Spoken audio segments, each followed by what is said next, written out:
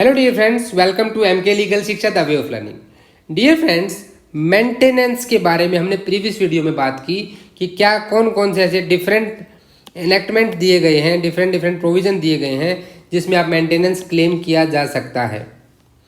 देखिए, पत्नी कब पति से मेंटेनेंस नहीं ले सकती, ये तो हमने जब हर जगह पढ़ा है कि कब मेंटेनेंस ले सकती है, लेकिन यही जब धारा 125 के उपधारा 4 को हम पढ़ेंगे ना, कहाँ पे, क्रिमिनल प्रोसीजर कोड में, तो वहाँ पे आपको पता लगेगा कि कब मेंटेनेंस नहीं ले सकती। तो ऐसी इन्फॉर्मेशन के लिए जुड़े रहिए। अगर आप चैनल पर नए हैं तो पहले चैनल को सब्सक्राइब कर लें और साथ ही बेल आइकन को प्रेस करें, जिससे आपको नए वीडियोस के अपडेट्स मिलते रहेंगे। देखिए, क्रिमिनल प्रोसीजर कोड में प्रोविजन दिया गया है फ्रॉम सेक्शन 125 टू 128, 125 से 128 तक धाराओं में ये प्रावधान दिए गए हैं। तो वहाँ ये भी बताया गया है कि जैसे अगर पत्नी अपनी मर्जी से उसके साथ ना रहना चाहती हो, म्यूचुअल कंसेंट से, कोई सफिशिएंट रीजन ना हो, किसी की वाइफ अडल्ट्री में आ जाती है, तो ऐसे कई सारे ग्राउंड हैं जब जो वाइफ है हस्बैंड से क्लेम में नहीं ले सकती, और किन ग्राउंड पे ले सकती है वो भी प्रोविजन दिया गया है। दोनों ही पहलुओं को समझना जरूरी है यहाँ पे। तो कोर्ट में किस तरह से मेंटेनेंस के केस चलाए जाते हैं, क्या क्या होता है, आइए इस वीडियो को लास्ट तक देखें। मुझे पूरा विश्वास है कि लास्ट तक देखने के बाद आपके सारे डाउट्स यहाँ पे क्लियर हो जाएंगे। और साथ ही हम यहाँ पे आज रजनीश और कुमार वर्सेस नेहा वाला केस भी डिस्कस करेंगे। देखिए, इससे पहले हम बात कर चुके हैं, अगर आपने वीडियो नहीं देखा तो उसको देख लें, कि जो हिंदू पर्सनल लॉ है, हिंदू पर्सनल लॉ में भी आप मेंटेनेंस क्लेम कर सकते हैं अंडर हिंदू मैरिज एक्ट या हिंदू आपका adoption act, maintenance and adoption act है जो, दोनों में। मुस्लिम पर्सनल लॉ में भी कर सकते हैं, मुस्लिम पर्सनल लॉ जो है वहाँ भी, और आपका जो पारसी और क्रिश्चियन है उससे भी कर सकते हैं। आज हम बात करने वाले हैं सिर्फ अपने कोड ऑफ क्रिमिनल प्रोसीजर के चैप्टर 9 के बारे में, जो बात करता है ऑर्डर ऑफ मेंटेनेंस। भी ऑर्डर किस किस के लिए मेंटेनेंस, ये वाइफ, चिल्ड्रन एंड पेरेंट्स, यहाँ पे आपके बच्चे और बूढ़े माँ बाप, क्योंकि देखिए, it is the social and legal duty to maintain the parents also. जिस माँ बाप ने आपको इतना बड़ा किया है, आपका भी तो कुछ रिस्पॉन्सिबिलिटी बनता है, उसे कैसे इन्फोर्स कराया जाए, ये सोशल ऑब्लिगेशन यहाँ कैसे डाली जाए। देखिए, जनरली क्या है कि मेंटेनेंस जो है एक सिविल मैटर है, लेकिन आप कहेंगे कि ये तो यहाँ पे क्रिमिनल प्रोसीजर कोड पढ़ा रहे हो, क्रिमिनल प्रोसीजर कोड में कैसे चला गया। होता क्या है कि to prevent the wives, children and parents from the starvation, उनको भूख का सामना ना करना पड़े, उन्हें मुश्किलों का सामना ना करना पड़े, ताकि थोड़ा सा स्पीडी ट्रायल हो सके। क्या हो सके? स्पीडी ट्रायल हो सके। इसीलिए इसका प्रोविजन क्रिमिनल उसमें डाला गया है। धारा 125 से लेके 128 तक जो प्रोविजन दिए गए हैं, ये बात करते हैं मेंटेनेंस की। अब देखिए क्या क्या दिए गए इनके बारे में जानते हैं। धारा 125 यहाँ पे क्या कहती है कि order for maintenance of wife, children and parents, यानी कि ऐसे कौन से ग्राउंड होंगे जिनमें कोई पत्नी, बच्चे या पेरेंट्स किसी पे भी मेंटेनेंस क्लेम कर सकते हैं। किसी पे इन द सेंस किस पे करेंगे, वाइफ अपने हस्बैंड पे करेगी, चिल्ड्रन दोनों पे कर सकता है, मदर भी यहाँ मेंटेनेंस देने के लिए बाउंड है। पेरेंट्स में आ जाते हैं भाई, अपने बच्चों पे वो कर सकते हैं। अब यहाँ तो दिए गए हैं ground of maintenance, ground for seeking maintenance, की भाई मेंटेनेंस लेने के लिए क्या क्या ग्राउंड चाहिए। धारा 126 section 126 it will tell you about the procedure, कि प्रोसीजर क्या होगा। अब भाई मेंटेनेंस आपको दे दिया गया, मेंटेनेंस के बाद देखिए होता है क्या है, ये जो ग्राउंड दिए गए 125 में, इनमें कुछ चेंजेस आ जाते हैं या फिर कुछ अल्ट्रेशन करना होता है कोर्ट को, तो अल्ट्रेशन का प्रोसीजर दे दिया 127 में। मान लीजिए यार रीमैरिज कर लेती हैं लेडी, तो रीमैरिज के बाद नहीं, चिल्ड्रन मेजोरिटी की एज अटेन कर लेते हैं तो उनको मेंटेनेंस नहीं मिलेगा। तो इस तरह का अल्ट्रेशन जो भी होगा depending upon the changing conditions, वो 127 बात करेगा।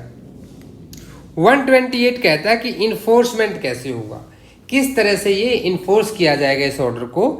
तो टोटल सिर्फ 4 ही सेक्शन है। इन 4 सेक्शनों के साथ में आज हम रजनीश कुमार वर्सेस नेहा का केस बात करेंगे, जो बहुत रिसेंट ही सुप्रीम कोर्ट का डिसीजन आया है। उसमें काफ़ी गाइडलाइंस दी हैं सुप्रीम कोर्ट ने, बहुत इंपॉर्टेंट केस है रिसेंट का। और भी कई सारे केस लो की बात हम करेंगे। देखिए, किसी भी चीज़ को जानने से पहले अगर आप किसी ऐसे केस में हैं, आपका कोई रिलेटिव जानने वाले हैं, तो सबसे पहले आपको कानूनी प्रावधान के बारे में पता होना चाहिए। You must be aware about the legal provisions which are given under different laws. In the previous video we have discussed in the Hindu law, Muslim personal law, Christian law, Parsi law, इन सब में क्या दिया गया है, क्या क्या प्रोविजन दिए गए। क्या मेंटेनेंस सिर्फ हम सीआरपीसी में ले सकते हैं? नहीं, डोमेस्टिक वायलेंस एक्ट में भी दिया गया है, आपका स्पेशल मैरिज एक्ट में भी दिया गया है। तो डिफरेंट स्टैट्यूट में है ये बात कही गई है। और यही बात यहाँ पे सुप्रीम कोर्ट ने कही है रजनीश वर्सेस नेहा वाले केस में कि अगर डिफरेंट प्रोविजंस के अंडर किसी को मेंटेनेंस दिया गया है और फर्दर कोई प्रोसीडिंग आती है तो that should also be considered. किसी एक में ही आप रेमेडी ले सकते हैं। ऐसा तो नहीं हो सकता ना कि आपने पहले हिंदू मैरिज एक्ट के अकॉर्डिंग मेंटेनेंस ले लिया फिर आप सीआरपीसी में भी पहुंच गए, तो ऐसा नहीं होगा वहाँ पे। तो सबसे पहले जानते हैं कि कोई भी जो वाइफ है, चिल्ड्रन है और पेरेंट्स हैं, वो किन कंडीशंस के ऊपर एलिजिबल है, यानी कि हु कैन क्लेम मेंटेनेंस। सबसे पहले हम देखेंगे कि कौन क्लेम कर सकता है, हु कैन क्लेम मेंटेनेंस। सबसे इंपॉर्टेंट चीज़ ये आ जाती है। तो जो धारा 125 की उपधारा 1 है, सब सेक्शन 1 ऑफ सेक्शन 125, ये क्या कहता है? If any person having sufficient means, अगर कोई व्यक्ति, ये पर्सन कौन है? ये है हस्बैंड, सन। अगर किसी व्यक्ति के पास सफिशिएंट मीन्स है, भाई ऐसा क्यों कहा गया? अगर किसी के पास खुद ही कुछ नहीं है तो मेंटेन क्या करेगा किसी को? अगर किसी के पास सफिशिएंट मीन्स है, सब उसके पास वो साधन संपन्न है और फिर भी वो नेग्लेक्ट करता है, रिफ्यूज करता है मेंटेन करने से। किसको मेंटेन करने से? आप बताया गया कि कौन कौन क्लेम करेंगे। His wife unable to maintain herself, इस चीज पे ध्यान दीजिएगा। यानी कि उनकी धर्मपत्नी जो अपने आप को मेंटेन नहीं कर सकती और जो इंडिविजुअल है उसके पास साधन संपन्न है, भाई वो मना कर रहा है जानबूझकर।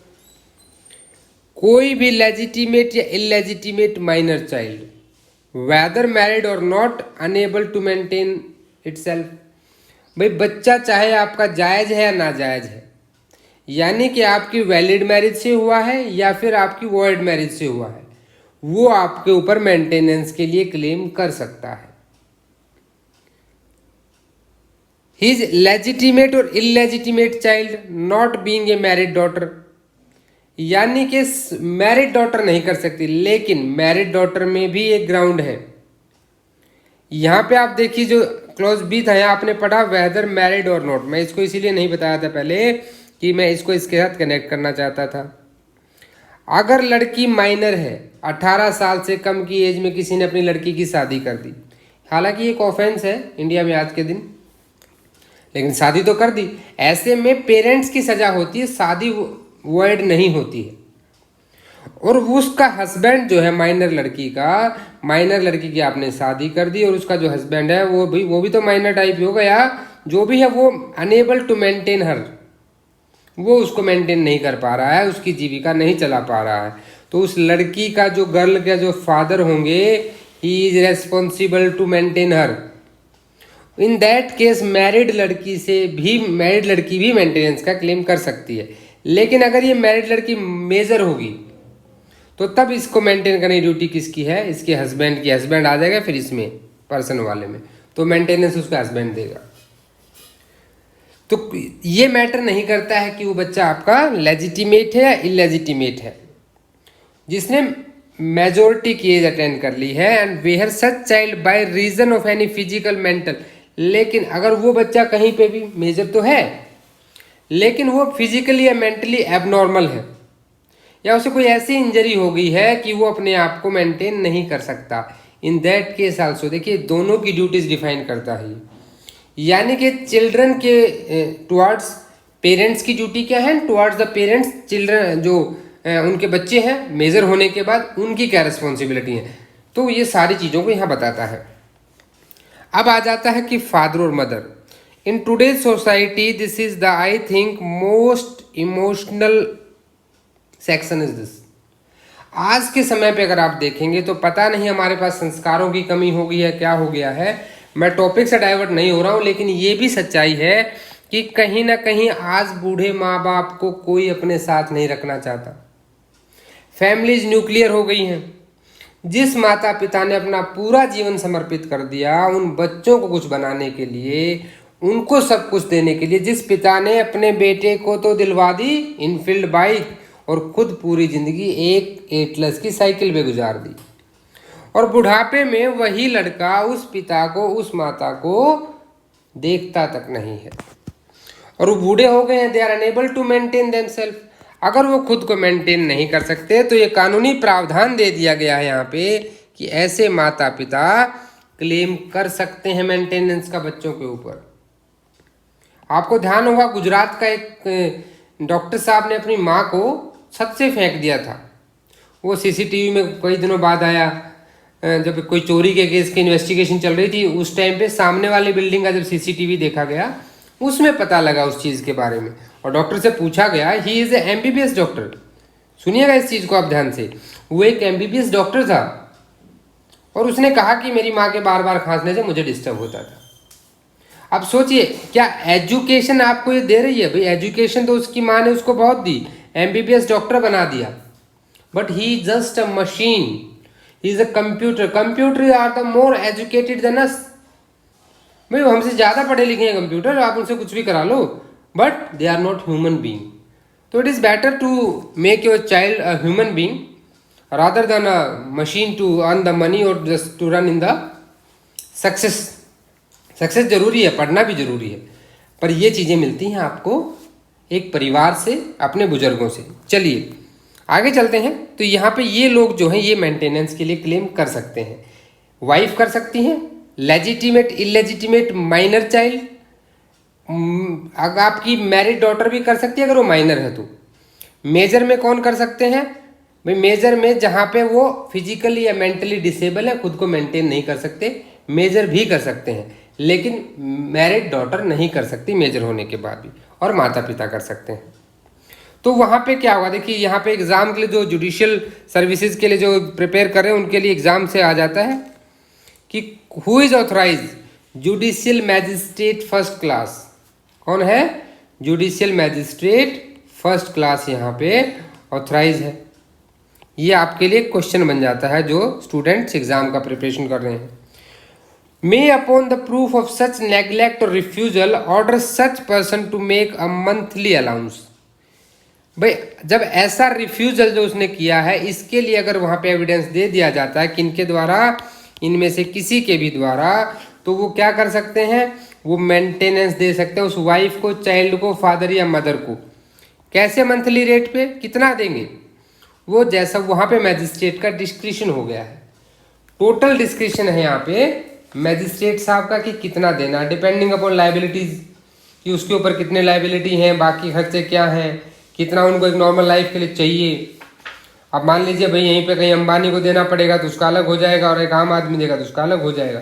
तो डिपेंडिंग ऑन दीज कंडीशंस। और ये भी बाद में चेंज हुआ, 2001 से पहले तो यहाँ 500 रुपये था, लेकिन अभी ये डिस्क्रिशनरी बेस्ड कर दिया है। तो मैजिस्ट्रेट ऐसा आदेश देगा कि हर महीने आप उसको दोगे। लेकिन ये भी एक सामाजिक सच्चाई है कि जो ज़्यादातर केस हैं यहाँ पे, वो ज़्यादातर केस जो आपके वो वाइफ के द्वारा है।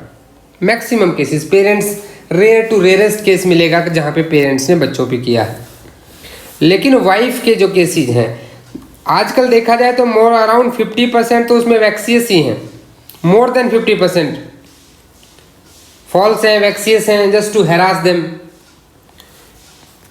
अभी प्रोवाइजो दे दिया कि कब क्या क्या प्रोवाइजो है, कब क्लेम नहीं किया जा सकता। पहला प्रोवाइजो क्या कहता है कि हमने क्लॉज बी में पढ़ा था कि जो माइनर है अगर मैरिड है तो भी उसके फादर को देना पड़ेगा।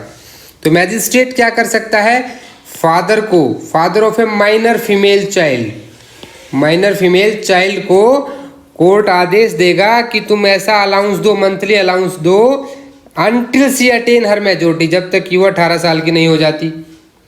अगर मैजिस्ट्रेट सेटिस्फाई हो जाता है कि उस लड़की का हस्बैंड जो है वो अगर शादी कर दी गई है उसके पास सफिशिएंट मीन्स नहीं है। सेकंड प्रोवाइजो यहाँ पे क्या कहता है, देखिए सेकंड प्रोवाइजो भी आपका इंपॉर्टेंट है। दूसरा प्रोवाइजो क्या है कि जो इंटरिम अलाउंस है that may be order during pendency, ये आपके जितने भी इस केस से रिलेटेड लोग होंगे वो तो समझ ही गए होंगे कि इंटरिम, एक अंतरिम भत्ता न्यायालय पहले ही आदेश कर देता है एक इंटरिम अलाउंस कर देता है during the pendency of the proceeding regarding monthly allowance for the maintenance, कि भी तब तक ये क्यों चालू किया जाता है, क्योंकि एक्चुअल में अगर किसी को ज़रूरत है तो भाई केस की प्रोसीडिंग तो पता नहीं कब तक चलेगी। अगर प्रोसीडिंग चलती रहेंगी तो उसको कब मिलेगा, वो कब तक वेट करेगी, तब तक तो उसको अपने आप को गुजारा चलाने के लिए कुछ चाहिए। तो इस केसेस में क्या है, इंटरिम अलाउंस ऑर्डर कर दिया जाता है during the pendency of the suit और द प्रोसीडिंग। और मैजिस्ट्रेट क्या है, जो आपके प्रोसीडिंग में खर्चा भी तो होगा, वकील का खर्चा है भाई, बाकी मुकदमे का जो खर्चा, प्रोसीडिंग के एक्सपेंसेस भी देने का आदेश दे सकता है और टाइम टू टाइम ये चेंज भी कर सकता है मैजिस्ट्रेट। अगला प्रोवाइजो कहता है कि an application for monthly allowance for interim maintenance and expenses of proceeding, जो महिलाएं इंटरिम मेंटेनेंस के लिए, अंतरिम भत्ते के लिए जो एप्लीकेशन देती हैं वो क्या है, under the second proviso. Second proviso ये था, as far as possible be disposed of, या टाइम दे दिया गया है कि भाई जब जिस दिन एप्लीकेशन दी उसके 60 दिन के अंदर अंदर उस इंटरिम एप्लीकेशन के ऊपर डिसीजन देना है। फ्रॉम दी, ये 60 दिन कब से होंगे, date of service of notice, दूसरी पार्टी को जिस दिन से नोटिस दे दिया गया। ये इसीलिए है, यहाँ पे जो रीज़न है वो इसके पीछे यही है, सो दैट कि उसको ये पता रहे भाई अब 60 दिन से ज़्यादा टाइम लगा दोगे आप तो अपना खर्चा कैसे चलाएगी, वकील की फीस कैसे देगी। ये सिर्फ लेडीज़ के लिए नहीं है, ये बच्चों के ऊपर भी है और पेरेंट्स के ऊपर भी है, ये सब पे एप्लीकेबल होता है। जो वाइफ से रिलेटेड केस है उसकी हम केस लॉ में अच्छे से बात करेंगे। अभी हम एक जनरल प्रोविजंस की बात कर रहे हैं कि वाइफ, चिल्ड्रन और पेरेंट्स तीनों के लिए अलग अलग क्या क्या प्रोविजन दिए गए हैं। अभी कुछ एक्सप्लेनेशन दे दी गई यहाँ पे कि भाई जो माइनर होगा वो क्या होगा और वाइफ क्या होगी। भाई माइनर का मतलब है जो इंडियन मेजोरिटी एक्ट है उसमें जो एज दे रखी है मेजोरिटी की वही मानी जाएगी। और वाइफ का मतलब है कि includes a women who has been divorced, यानी कि डाइवोर्स की वाली वाइफ ही मेंटेनेंस लेगी यहाँ पे अंडर CRPC, ठीक है। और has been divorced from her husband and not remarried, और कब तक ले सकती हैं, जब तक उनकी शादी नहीं हुई है, ठीक है। और बाकी चीज़ों में क्या होता है, बाकी में जो दूसरे अदर एक्ट्स हैं उनके अकॉर्डिंग मेंटेनेंस लिया जाता है। अभी सब सेक्शन 2 ये कहता है कि कब किस डेट से पेएबल होगा मेंटेनेंस। मेंटेनेंस तो चलो सब सेक्शन 1 में आपने देखा कि तीनों में से किसी के लिए भी मेंटेनेंस अलाउ कर दिया। आपने देखा सब सेक्शन 1 में क्या क्या देखा आपने कि हु कैन क्लेम, ठीक है, कौन क्लेम कर सकता है, और कोर्ट ने वहाँ पे एक ऑर्डर भी कर दिया, इंटरिम मेंटेनेंस भी कर दिया। अब ये कब से दिया जाएगा, ये सब सेक्शन 2 बात करेगा कि मेंटेनेंस एंड इंटरिम मेंटेनेंस दोनों ही, और आपकी प्रोसीडिंग केस का खर्चा भी, वो जो है from the date of the order of court दिया जाएगा और from the date of the application as the case में भी, या तो जिस दिन न्यायालय आदेश देगा उस दिन से न्यायालय कर देगा भी, या फिर जिस दिन वो एप्लीकेशन दी गई थी उस डेट ऑफ एप्लीकेशन से वो दे देगा, साथ में केस का खर्चा भी देगा। ये जो है ये भी 2001 की अमेंडमेंट में CRPC में इंसर्ट किया गया था। इसके साथ साथ अगर आप स्टूडेंट हैं तो आप 356 का सब सेक्शन 4 भी जरूर पढ़ें, रीड विद। और इसके लिए सबसे इम्पोर्टेंट केस आपका आ जाता है रजनीश वर्सेस नेहा, जिसके बारे में हम बात करेंगे नेक्स्ट, जहाँ पे काफ़ी डोमेस्टिक वायलेंस एक्ट भी इंक्लूड है इसमें और आपका मेंटेनेंस भी इंक्लूड है। अब चलते हैं हम सब सेक्शन 3 पे। सब सेक्शन 3 क्या कहता है, यदि मेंटेनेंस ना दे तो क्या हो भाई, कोई मेंटेनेंस ही ना दे तो उस टाइम पे क्या करेगा court, if any person so ordered fail without sufficient cause, बिना किसी उचित कारण के कोई क्या है न्यायालय के इस आदेश का पालन नहीं करता है, तो उस टाइम पे मैजिस्ट्रेट साहब क्या कर सकते हैं, for every such breach of order issue a warrant for levying the amount, उसे उगाही करो, रिकवरी करो भी उस पैसे की, ऐसा एक वारंट इशू कर देगा, वारंट जारी कर देगा, in the manner provided for levying fines and may sentence such person, और उसको सजा भी दे सकता है, जेल में डाल देगा उसको। किसके लिए, या तो भाई पूरा महीने का ही अलाउंस ना दिया हो अब तक उसने, या उसका कुछ थोड़ा बहुत दे दिया हो बाकी बचा हो। ये मेंटेनेंस या इंटरिम मेंटेनेंस दोनों से रिलेटेड हो सकता है और साथ में एक्सपेंसेस ऑफ प्रोसीडिंग से भी। Remaining unpaid after the execution of warrant, अगर वो पैसे दे देता है तो उसको फिर छोड़ दिया जाता है। और यहाँ पे क्या है, 1 महीने तक की उसको सजा दी जा सकती है। अब इसमें भी प्रोवाइजो दे दिए गए हैं। वारंट देखो ऐसे इशू किया जाता है यहाँ पे, जैसे मान लो उसको फाइन के लिए इशू किया, उसके ऊपर फाइन लगाया हो कोर्ट ने, इस तरह से इशू होता है यहाँ पे। अब यदि कोई मेंटेनेंस या इंटरिम मेंटेनेंस और उसके साथ में केस का खर्चा भी, एक्सपेंसेस ऑफ प्रोसीडिंग, ऑर्डर के बाद भी नहीं देगा तो कोर्ट क्या करेगा, वारंट इशू कर देगा और उसे 1 महीने के लिए, या फिर अगर वो पहले पेमेंट कर देता है जेल में जाते ही, जेल में जाने से पहले, तो जैसे पेमेंट करेगा उसे छोड़ दिया जाएगा, अदरवाइज 1 महीने तक रखा जा सकता है। अब प्रोवाइजो देखिए, यहाँ पे प्रोवाइजो कहता है कि no warrant shall be issued for the recovery of any amount due under this section unless the application is made. जब तक कोई न्यायालय में ऐसी एप्लीकेशन नहीं देता है, कितने में, विद इन 1 पीरियड। मान लीजिए 1 अप्रैल से किसी को मेंटेनेंस देना था और वो अगले 30 मार्च तक उसने मेंटेनेंस नहीं दिया, बीच में कभी का भी, तो ये 1 साल के अंदर वो एप्लीकेशन कोर्ट में देनी पड़ेगी, तभी कोर्ट डिसाइड करेगा, otherwise court warrant suo motu issue नहीं करेगा। ठीक है, ये यहाँ पे जब जिस दिन आपका अमाउंट ड्यू हो गया उस दिन, यानी कि ड्यू डेट से 1 साल के अंदर अंदर आपको एप्लीकेशन देनी है, तब कोर्ट वारंट इशू करेगा। दूसरा प्रोवाइजो क्या कहता है, किंतु और परंतु बोलते हैं प्रोवाइजो को। ये कहता है कि that if such person offers to maintain his wife on the condition of her living with him. अब मान लो भाई कोई, ये जनरल होता है कोर्ट्स, प्रैक्टिकल सिचुएशन है, समझिए आप इसको। कोई कहता है कि मैं इसको मेंटेन तो कर दूंगा, पैसे दे दूंगा, मैं जो कहेंगी, जो इसका खर्चा पानी है सब कुछ दूंगा, लेकिन इनको मेरे साथ रहना पड़ेगा। और वहां पे वो महिला क्या करती है, यही होता है ना प्रैक्टिकली, कि वो रिफ्यूज कर देती है, बोलती है जज साहब मैं इसके साथ नहीं रहूंगी। जज साहब बोलता है कि रह लो यार। कोई हरियाणा की लेडीज थी, उसका ऐसे केस चल रहा था, उसको बोला कि चले जाओ इसके साथ, क्या दिक्कत है रहने में। तो वो लेडीज बोली कि तू रह के देख ले भाई, तुम रह के देख लो इसके साथ। तो वही बात है, महिला अगर मना कर देती है तो वहां पे मैजिस्ट्रेट क्या है, देखेगा कौन से ग्राउंड पे मना कर रही है और उसी हिसाब से वो आदेश देगा। अगर उसको ये लगता है कि नहीं भाई महिला सही में इसके साथ नहीं रहना चाहती, उसके लिए सफिशिएंट रीजन है, सफिशिएंट ग्राउंड है इसके पास, तो उस कंडीशन में भी क्या कर सकता है, वो हो सकता है। अब ग्राउंड देखिए क्या इसने ग्राउंड एक्सप्लेन किया है। अगर हस्बैंड ने कोई कॉन्ट्रैक्ट मैरिज की है किसी दूसरी महिला के साथ, घर में किसी सौतन को रखा हुआ है, या कीप सम मिस्ट्रेस अपने साथ ऐसे ही किसी को घर पे ले आया है, किसी को अपनी रखेल बना के रखा हुआ है, इट शैल बी कंसिडर्ड, तो ये ग्राउंड माना जाएगा कि महिला उसके साथ रहने से मना कर सकती है। इस ग्राउंड में महिला को फोर्स नहीं किया जा सकता। ये आपकी उपधारा 3 थी, धारा 125 की। आई होप आपको अच्छे से क्लियर हो गया होगा। अब इसका सब सेक्शन 4 देखिए क्या कहता है कि no wife shall be entitled. भाई वाइफ इंटाइटल्ड नहीं होगी, यानी कि यहाँ पे देखिए, यहाँ पे इसने चिल्ड्रन और पेरेंट्स इंक्लूड नहीं किया। ये बड़े ध्यान देने की चीज़ें हैं, ये बहुत इंपॉर्टेंट बात है कि वाइफ कब क्लेम नहीं कर सकती। No wife shall be entitled to receive an allowance for the maintenance.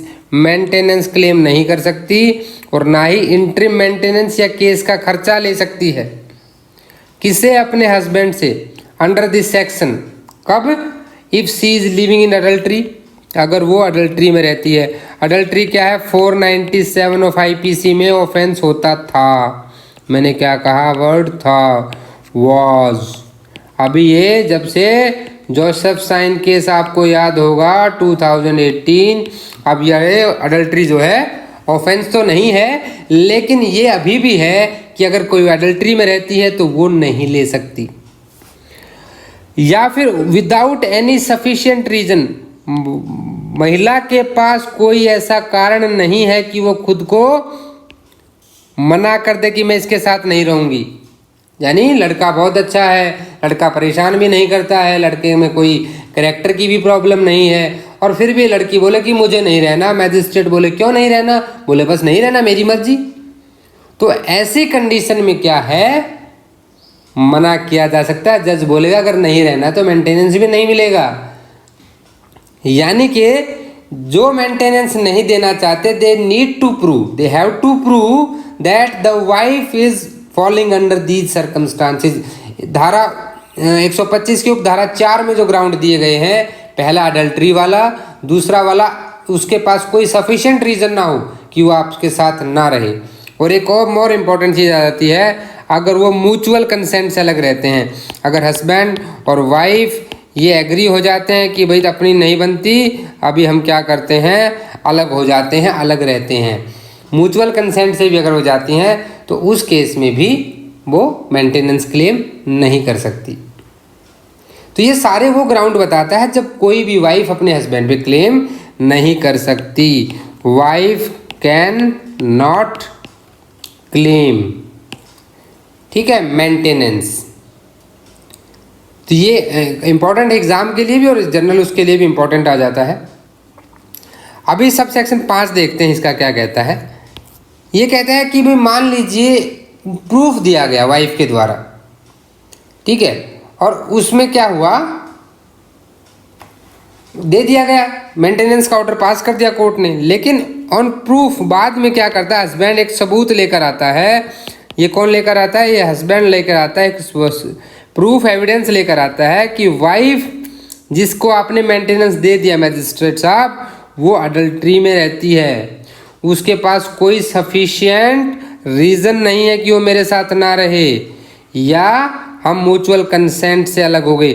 यानी कि जो पॉइंट 4 में दिए गए थे, इनको अगर हस्बैंड प्रूव कर देता है और मेंटेनेंस का आदेश जारी कर दिया जाता है, तो उस केस में क्या कर सकते हैं, मैजिस्ट्रेट साहब कैंसल कर सकते हैं। क्या कर सकते हैं, कैंसल कर सकते हैं उस ऑर्डर को। ये भी आपके लिए इम्पोर्टेंट आ जाता है। अब मान लीजिए मेंटेनेंस का ऑर्डर पास हो गया। देखिए मेरा वीडियो में ऐसा कोई नहीं है कि मैं सिर्फ महिलाओं के खिलाफ या पुरुषों के खिलाफ कोई ऐसी बात कर रहा हूँ। ये कानूनी प्रावधानों की बात है, जो कानूनी प्रावधान दिए गए हैं और सामाजिक जो अभी हालात चल रहे हैं उनके ऊपर जो केस लॉ जाते हैं डिफरेंट कोर्ट्स के, हम उन पे बात कर रहे हैं।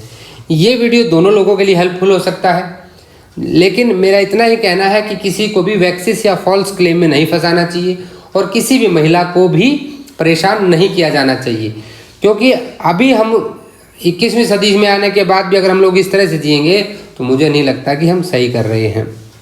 चलिए, अगर मेंटेनेंस दे दिया जाता है तो उसका प्रोसीजर क्या होगा। देखिए उपधारा 1 सेक्शन 126 की क्या कहती है कि अगर 125 में कोई मेंटेनेंस का ऑर्डर पास कर दिया जाता है या जो प्रोसीडिंग चलती हैं वो कैसे चलेंगी। भाई सबसे पहली बात तो केस कहाँ चलेगा। अब हम सब केस कहाँ चलेगा, अब ये सबसे केस कहाँ किया जाएगा, ये बहुत बड़ी बात आती है। ससुराल कहीं दूर होती है, हस्बैंड कहीं दूर हो रहता है, तो मुकदमे कहाँ चलेंगे, ये बताता है आपको सब सेक्शन 1 कि जहाँ पे वो व्यक्ति है, जहाँ पे हस्बैंड है वहाँ चलेगा, जहाँ पे वो और उसकी पत्नी रहते हैं, या जहाँ पे वो अपनी पत्नी के साथ लास्ट रहता था, एज द केस में be with the mother of illegitimate child, चाहे वो किसी अपनी ऐसी दूसरी पत्नी के साथ जिसके साथ वैलिड मैरिज नहीं की थी और उसका इलेजिटिमेट चाइल्ड उसके ऊपर क्लेम कर देता है, चाहे वो उसके साथ रहता था।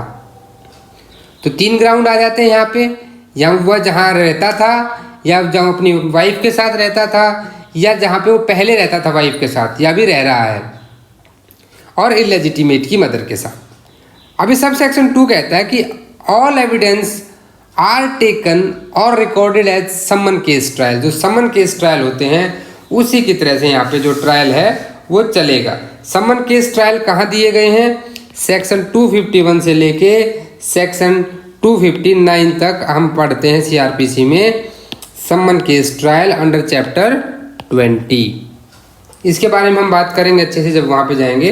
तो समन केस ट्रायल की तरह ही यहाँ पे एविडेंस लिए जाते हैं। और in the presence of person against हुम ऑर्डर ऑफ मेंटेनेंस पास्ट, और भैया वहाँ वो बंदा तो चाहिए ना जिसके खिलाफ मेंटेनेंस का ऑर्डर पास हो गया, नहीं जिसको मेंटेनेंस देना है। और मान लिया जाए कोर्ट ने उसको बोला है कि ठीक है यार तुम अपने भाई उसकी पर्सनल अटेंडेंस है उसको डिस्पेंस कर दिया गया, हाजिरी माफ़ी दे दी गई है कि तुम अपने वकील के थ्रू आ सकते हो। तो ऐसा ऑर्डर पास करते समय उसका वकील वहाँ पे प्रेजेंट होना चाहिए। लेकिन एक बड़ा इंपॉर्टेंट प्रोवाइजो यहाँ दे दिया गया है, आप उसको देखिएगा। प्रोवाइजो यहाँ पे क्या कहता है कि यदि मैजिस्ट्रेट को लगता है कि वो व्यक्ति जानबूझकर कोर्ट में नहीं आ रहा, यानी कि वो जानबूझ के कोर्ट ऑफ जस्टिस के सामने नहीं आना चाहता, तो कोर्ट उस टाइम पे क्या करेगा, वकील भी नहीं आ रहा उसका, एक्स पार्टी ऑर्डर दे देगा आफ्टर द हियरिंग। और अगर उस व्यक्ति जैसे ही एक्स पार्टी ऑर्डर देगा उसको नोटिस जाएगा, उसे मेंटेनेंस देना पड़ेगा। अब जब न्यायालय का आदेश आता है तो आदमी भागता है न्यायालय की तरफ कि जनाब उस दिन हम नहीं आ पाए, हमारा कुछ बहुत ज़रूरी काम था। अगर वो कोर्ट को बता देता है कि मेरा बहुत ही गुड कॉज था, लेकिन ऐसे नहीं है भाई, विद इन 3 मंथ्स 3 महीने के अंदर अंदर अगर आपको एक्स पार्टी को तुड़वाना है, आप एक्स पार्टी ऑर्डर को सेट असाइड कराना चाहते हो, तो विद इन 3 मंथ्स आपको कोर्ट के सामने आना होगा और कोर्ट को बोलोगे कि I have a good cause, उस दिन मेरी कुछ बड़ी प्रॉब्लम थी, कोई डेथ हो गई थी, कुछ ऐसा हो गया था। और कोर्ट अगर सेटिस्फाइड हो जाता है तो वो इस एक्स पार्टी को क्या करेगा, कैंसिल कर देगा, सेट असाइड कर देगा। लेकिन इस केस में वो कॉस्ट भी डाल सकता है, क्या जुर्माना लगाया जा सकता है, कॉस्ट लगाया जा सकता है उसके ऊपर, जैसा मैजिस्ट्रेट साहब को उचित लगेगा। सबसेक्शन 3 यहाँ क्या कहता है कि court have the power to make such order as to the cost as may be just. जितना न्यायालय को उचित लगता है उतना यहाँ पे इस एप्लीकेशन को 125 में कोर्ट अटेंड कर सकता है। अभी ये तो था 126। 127 आपका क्या कहता है, ये बताता है अल्ट्रेशन की एक बार अगर दे दिया गया तो फिर बाद में आप उसे किस तरह से अल्ट्रेशन कराओगे। देखिए ये एक तरह से देखा जाए ना, इट इज़ एक्सेप्शन, ये चीज़ लिख लीजिए, it is exception of section 362 of CRPC। Section 362 of CRPC जो है ये उसका एक्सेप्शन है। एक्सेप्शन क्यों है भाई, 362 में दिया गया है कि court not to alter the judgement.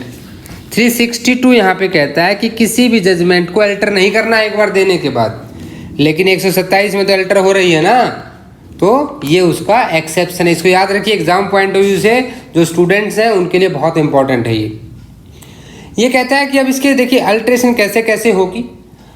On proof of a change in the circumstances of any person receiving under section 125 of monthly allowance. 125 में किसी को अलाउंस मिल रहा है, मंथली अलाउंस मिल रहा है, इंटरिम मेंटेनेंस मिल रहा है, ठीक है, तो वहाँ पे क्या होगा, वो है जो वाइफ, चिल्ड्रन और फादर है, जैसा भी केस होगा वहाँ पे क्या हो सकता है, मैजिस्ट्रेट साहब अल्ट्रेशन कर सकते हैं जैसा उनको उचित लगे, ठीक है, जैसा उनको उचित लगे। बाद में अगर कोई सर्कमस्टांसेस चेंज होती हैं तो depending on the full discretion of the magistrate, there is a full discretion. और उसके बाद क्या कहता है सबसेक्शन 2 कि जब कोर्ट को ये लगता है मैजिस्ट्रेट को कि जो कॉन्सिक्वेंसेज हुए वहाँ पे, it appears to the magistrate the consequences of any decision of a competent civil court. कोई सिविल मुकदमा भी चल रहा था हस्बैंड और वाइफ के बीच में, और उस सिविल मुकदमे में भी कोई अगर ऑर्डर पास किया गया है तो वो उसे भी कंसीडर करेगा सिविल केस वाले को। कोई भी डिसीजन सिविल कोर्ट का जो CRPC में 125 में ऑर्डर देना है तो उस टाइम पे क्या होगा, CRPC वाला कैंसिल कर दिया जाएगा। मान लीजिए किसी, ये वही बात है कि किसी हिंदू मैरिज एक्ट में जैसे मान लीजिए मेंटेनेंस ले रही है मैडम, और वो फिर यहाँ भी कर देती हैं, तो जैसे ही कोर्ट को पता लगेगा कि वो तो दूसरे एक्ट में भी ले रही है, सिविल कोर्ट ने वहाँ मुकदमा दे दिया है, फैसला दे दिया है, तो उस केस में क्या कर दिया जाएगा, कैंसिल कर दिया जाएगा। वेरी भी किया जा सकता है, अगर वो कम लग रहा है तो थोड़ा बहुत उसमें वेरिएशन भी कर सकता है, जैसा भी केस हो। ये भी आपका मैजिस्ट्रेट के डिस्क्रिप्शन पे डिपेंड करता है। देखिए इसमें आपको मैजिस्ट्रेट को प्रूव करना होता है कि इसमें एक्चुअल फॉल्ट किसका है, जो ये प्रूव कर पाता है उसी के फेवर में डिसीजन चला जाता है। अब उपधारा 3 क्या कहती है यहाँ पे कि when the order is passed for the maintenance in the favour of a women. आप एक चीज़ देखिए, इसमें आपने सेक्शन 125 में शुरू में पढ़ा चिल्ड्रन, पेरेंट्स, लेकिन उसके बाद जितने प्रावधान आप पढ़ेंगे, जितने भी प्रावधान आप पढ़ेंगे उन सभी में आपको मिलेगा वुमेन। यानी कि अगर हम देखा जाए तो जो मेंटेनेंस का ये पूरा चैप्टर है क्रिमिनल प्रोसीजर कोड का, ये वुमेन ओरिएंटेड ही है। ये बिल्कुल वुमेन को ध्यान में रखकर ही बनाया गया है। चलिए, तो अभी ये सब सेक्शन 3 क्या कहता है, अगर किसी महिला के फेवर में मेंटेनेंस का ऑर्डर पास कर दिया गया है जो डाइवोर्स ले चुकी थी अपने हस्बैंड से, ठीक है, तो मैजिस्ट्रेट क्या करेगा अगर वो सेटिस्फाइड हो जाता है कि वुमेन ने क्या किया, आफ्टर डेट ऑफ डाइवोर्स शादी कर ली दोबारा। यानी कि मेंटेनेंस का ऑर्डर पहले पास हो गया कि मेंटेनेंस दोगे तुम भाई 10,000 रुपये महीना इसको मेंटेनेंस दोगे, हस्बैंड देने लगा और इसने क्या किया, शादी कर ली दूसरी। अब सेकंड मैरिज अगर आपने कर ली तो ये क्या है, कैंसिल कर देगा कोर्ट। ये कौन प्रूव करेगा, ये हस्बैंड प्रूव करेगा। Burden of proof will be lie on the husband. और कब से होगा, from the date of her marriage, जिस दिन से शादी की उस डेट से बंद भाई। अगर women has been divorced by her husband, अगर वुमेन ने डाइवोर्स ले लिया अपने हस्बैंड से, इसको क्लियर कर लेते हैं थोड़ा सा, that she was received whether before or after the dates of said order the whole of the sum under any customary personal law applicable to party was payable on such divorce, cancel such order। ये देखिए यहाँ पे क्या कह रहा है कि अगर मान लीजिए महिला ने, जैसे आप जनरली क्या होता है जो लोकल आप देखते होंगे सिस्टम कि पंचायत में या कहीं पर भी एक अमाउंट दे के दोनों में सेटलमेंट करा ली जाती है कि ठीक अभी इतना पैसा लड़के वाले दे देंगे और उसके बाद केस हो जाएंगे खत्म, कोई भी एक दूसरे पर कार्रवाई नहीं करेंगे। या फिर मुस्लिम एक्ट में क्या होता है, मुस्लिम पर्सनल लॉ में डोवर या मेहर बोलते हैं। डोवर या मेहर वो अमाउंट होता है जो हस्बैंड अपनी वाइफ को डाइवोर्स के टाइम पे देता है। अब मान लीजिए डाइवोर्स के टाइम पे जो अमाउंट दिया गया वो सफिशिएंट था, जो अमाउंट था वो मोर देन सफिशिएंट था जिससे वो खुद को मेंटेन कर सकती हैं। तो ऐसे केस में क्या है, मैजिस्ट्रेट साहब उसको कैंसिल कर देगा। क्या कर देंगे, कैंसिल कर देंगे। ये आपका डावर वाला एग्जांपल यहाँ बहुत सूटेबल है। अब जहाँ पे वो अमाउंट जो है, जो अमाउंट है वो कब पे किया, उसकी कंडीशन बताई गई है कि in the case where such sum was paid before such order from the date on which order was passed.